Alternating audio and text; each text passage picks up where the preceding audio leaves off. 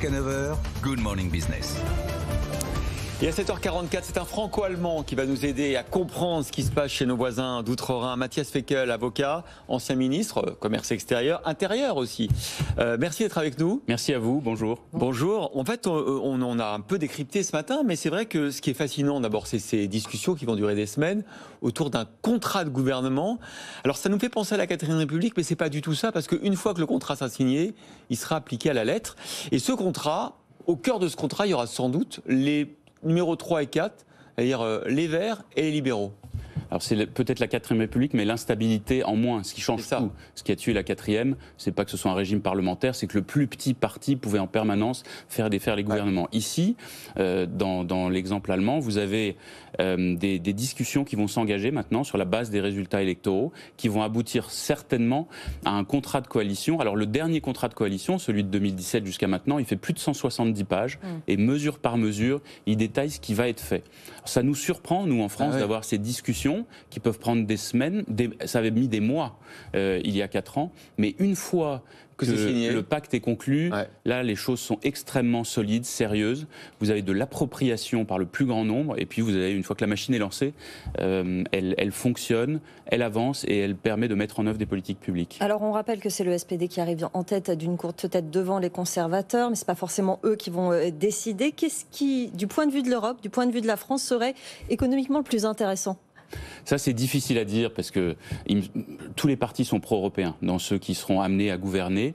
Alors, certains sont plus réticents sur les propositions françaises d'intégration économique, et en particulier les libéraux allemands, et une partie des conservateurs d'ailleurs, sont extrêmement réticents sur tout ce qui concerne l'intégration des dettes et la mutualisation des dettes. Comme une cigale, et ils n'ont pas envie de... Oui, bien sûr, ils se disent qu'eux ont fait des réformes très importantes, et donc ils sont inquiets en voyant qu'on puisse éventuellement dépenser de l'argent qu'ils estiment être le leur, même si l'Europe est toujours quand même plus compliquée que ça et qu'ils ont un intérêt très fort aussi à une Europe solide. Mais moi, il me semble que c'est des discussions de coalition maintenant que va découler la suite, y compris pour la France. Il y a d'abord un premier risque, c'est que si ces discussions sont trop longues, si elles durent, ça complique l'exercice de la présidence française de l'Union européenne, ce que personne ne peut souhaiter. Au 1er janvier. 1er janvier jusqu'à le premier semestre de l'année prochaine. Et donc, il est difficile, par exemple, aujourd'hui, de tester des propositions, puisqu'il y a la chancelière actuelle, Mme Merkel, qui continue à exercer pour les affaires courantes, mais ce n'est pas elle qui va projeter son pays dans l'avenir. Donc ça, c'est une première difficulté. La deuxième difficulté, c'est effectivement comment les Verts et les libéraux vont se mettre d'accord. Parce que c'est quand même assez différent leur programme. On dit qu'ils ont déjà commencé à discuter pour trouver une plateforme commune avec laquelle ils iraient voir d'abord les sociodémocrates et peut-être ensuite la CDU. Mais enfin, c'est quand même si les Verts allemands sont plus libéraux que les Verts français, globalement, il y a quand même des divergences fortes. Ils se sont affrontés sur plusieurs points pendant la campagne, en particulier la question de la fiscalité. Il y a une volonté de fiscalité écologique et très progressive du côté des écologistes. Du côté des libéraux, c'est tout le contraire. Il y a eu aussi sur l'écologie des différences, notamment sur les énergies renouvelables. Donc ce sont des points fondamentaux. Mais il est vrai qu'il y a sans doute une volonté de gouverner des deux côtés. Vous vous souvenez que les libéraux, en 2017, avaient finalement refusé de participer au pouvoir. On ne semble plus être là-dedans. Et puis les Verts allemands assument l'économie de marché. Ils le disent dans leur programme. Nous sommes favorables à l'économie de marché, mais nous souhaitons la transformer.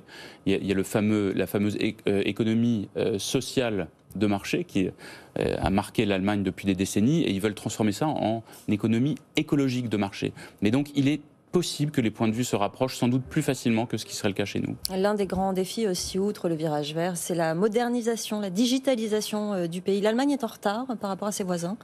En tout cas, elle est en retard par rapport à ce que devrait être son potentiel. C'est une grande puissance industrielle, dans le machinisme industriel, notamment dans beaucoup d'autres secteurs, l'automobile bien sûr. C'est aussi un pays tourné vers l'exportation, et donc ils sont en concurrence. Alors l'Allemagne a un excédent commercial de plus de 200 milliards d'euros au cours des dernières années, ça nous fait bien sûr envie ici, mais ils sont du coup en permanence sur un marché concurrentiel mondial avec la Chine et avec d'autres, et ils ont besoin plus que d'autres encore, sans doute, d'aller de l'avant là-dessus. Merci beaucoup, Mathias Fekl, d'avoir été avec nous pour commenter cette actualité.